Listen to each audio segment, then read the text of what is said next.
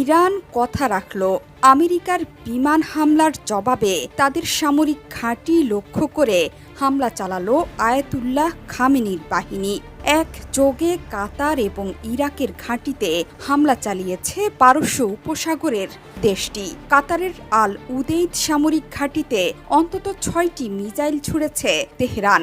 সেখান থেকে আসছে ক্রমাগত বিস্ফোরণের শব্দ। কাতারের আকাশে দেখা গেছে আগুনের ফুলকি। তবে কতগুলো মিসাইল আমেরিকান ঘাঁটিতে আঘাত হেনেছে তা এখনো নিশ্চিত করেনি কোনো পক্ষই। কাতারের নাগরিকরা আকাশে মিসাইল দেখে আতঙ্কে ছোটাছুটি শুরু করেন।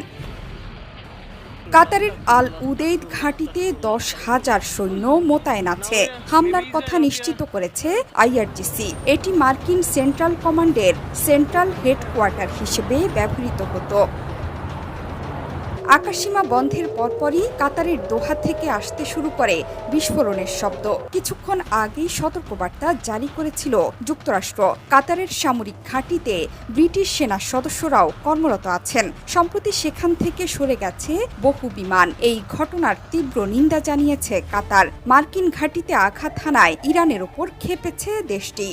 এই হামলার জবাব দেওয়ার হুঁশিয়ারি উচ্চারণ করেছে দেশটি। এর আগে কাতারে অবস্থানরত মার্কিন নাগরিকদের নিরাপদ আশ্রয়ে থাকতে সতর্কবার্তা দেয় দোহার মার্কিন দূতাবাস। হামলার আশঙ্কায় কাতারের আকাশসীমা বন্ধের পরেই ইরাকের আইন আল আসাদ ঘাঁটিতে ক্ষেপণাস্ত্র হামলা চালায় ইরান। ইরাকের পশ্চিমাঞ্চলীয় আনবার প্রদেশে অবস্থিত আইন আল আসাদ ঘাঁটিটি যুক্তরাষ্ট্রের একটি গুরুত্বপূর্ণ সামরিক ঘাঁটি। এখান থেকে ইরাকি বাহিনী ও ন্যাটোর বিভিন্ন অভিযানে সহায়তা দেয় মার্কিন সেনারা।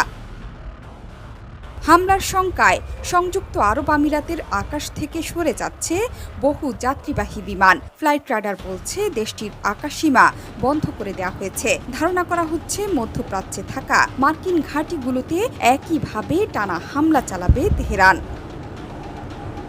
হামলার কিছুক্ষণ আগেই টুইটারে বার্তা দিয়েছেন ইরানের প্রেসিডেন্ট মাসুদ পেজেশকিয়ান। তিনি লিখেছেন, ইরান কখনোই যুদ্ধ চায় না, কিন্তু যে কোনো আগ্রাসনের জবাব দিয়েই ছাড়বে তেহরান। রোববার সকালেই ইরানের 3টি পরমাণু কেন্দ্রে আঘাত হানে আমেরিকা। এর মধ্যে আছে নাতাঞ্জ, ফোর্দো এবং ইস্পাহান।